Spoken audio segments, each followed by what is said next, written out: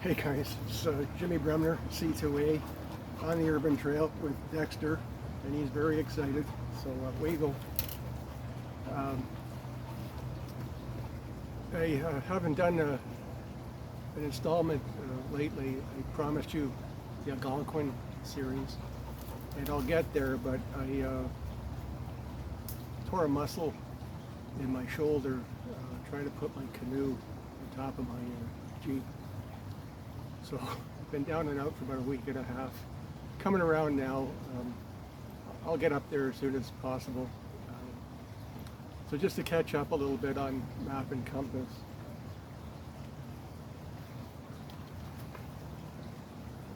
I know that's hard to see, but that's what a proper land nav protractor looks like. And I also carry a mechanical ruler with me, because it's very accurate and it has conversion tables on the back of it. So when you're looking for a protractor for map and compass land nav, I got this off of Amazon. They're plentiful on Amazon. Like I said, I went to some of the larger outfitter stores here in Canada and no luck. So that said, I have plotted a route up in Algonquin, and when we get there, again, I'll do the final installment where we put our map, compass on the map, we do some land nav, and get to our destination.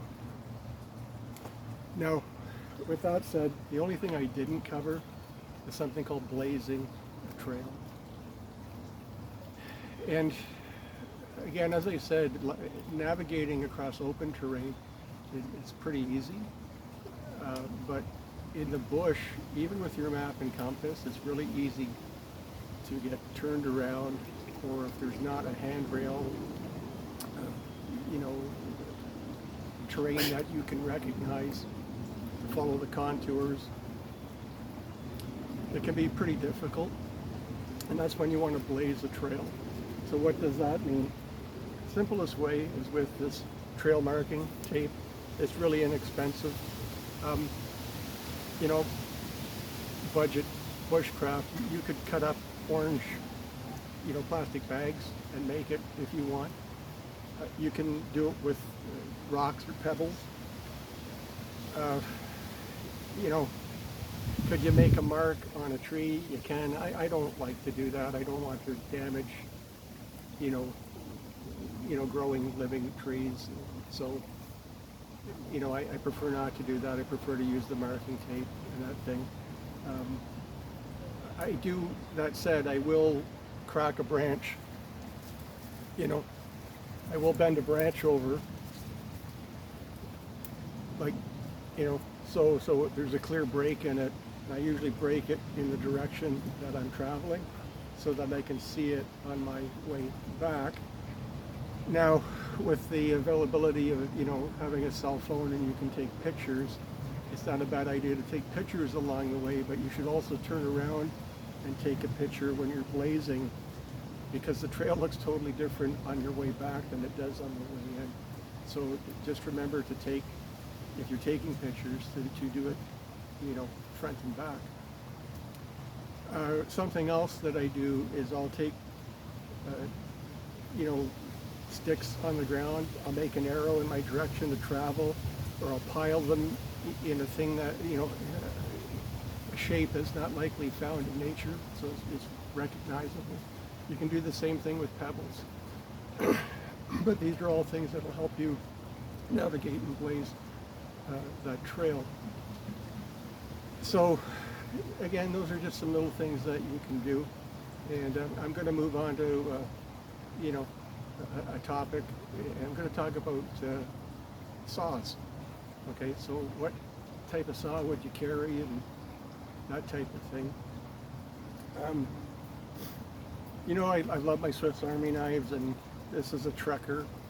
There are smaller ones. Trekker has a nice saw on it, really crazy sharp, and nice 90-degree spine for your ferrocerium rod on the back. The smaller, I think the Huntsman, the Farmer, they also have a saw on it. But again, it's smaller. The next one up from that is the Swiss Army Ranger, and that saw is about 4 inches long. It has really aggressive teeth in it. Again, great sharp 90-degree spine for your metal match. As well, it's a one-hand opener. It has a little tooth on it you can catch, and it will open one-handed. So another good saw. Your Leatherman, they always have a nice saw on it. Again, pretty aggressive. Now, these types of saws are for maybe, doing lashing. If you're wrapping or frapping, some material together, they're really good for that. If you're making a blind and there's some, branches you want to cut out of the way, for your line of sight, they're good for that. But they're not very helpful, maybe making a tent peg. But beyond that, they're not very helpful for, like firewood or something like that, maybe kindling. So then you want to go up a notch. Now I know that there's the silky saw, very popular, and there's the Baco saw. The silky saws, I just can't bring myself to pay that much for a saw. And what you have to remember with saws, or any tool that you get, the more joints, the more components that it has in it, those are the places that it's going to fail.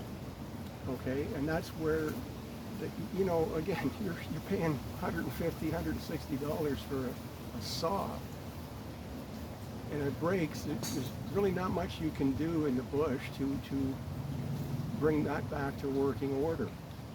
So, if I was going to spend a lot of money on a saw, I'd probably go for the Baco, only because it's a little cheaper and it's been proven that you can bend those, almost to 90 degrees and bend them back and they still work. But that said, the joint is where it folds.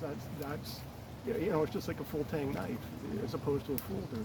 The joint's where it's going to break, and they will break. It's just there's no way around it. Spending a lot of money for something doesn't mean that it's indestructible or it's not subject to failure.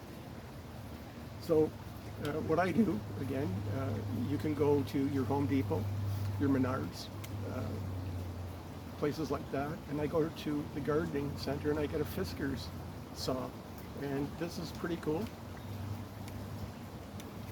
It slides back into the handle, slides out, little knob, tighten it down, has a carabiner on it, so you can loop it onto your belt, and this is great. This is perfect for doing, again,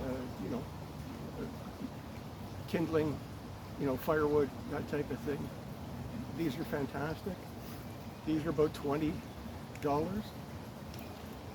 But going to the dollar store, $4. I did bend this one over about 60 degrees, bent it back, still works fine. I'll be honest with you, really can't tell the difference in terms of efficiency. They perform about the same. So again, depending on how long and how much time you're going to spend in the bush, obviously you want to buy a little bit better quality product. And so I'd probably go for the Fiskars, because Fiskars have been around a long time. It's part of Gerber, and they've been making quality tools for a long, long time. So these are great. But that said, when I was a kid, I spent a lot of time in Northern Ontario in the bush, and we always had some form of bow saw all the time. I mean, this is a small one that I can put in like an assault pack. There's one bigger than this, and then we had the larger size, and they're great. And this is, even today, and you go to Northern Ontario, this is all you see. You go to any cottage, you're going to see one of these. Any campground, you're going to see one of these. And so these have been proven over 100 years to be dependable, and like you say, you see these everywhere in Northern Ontario.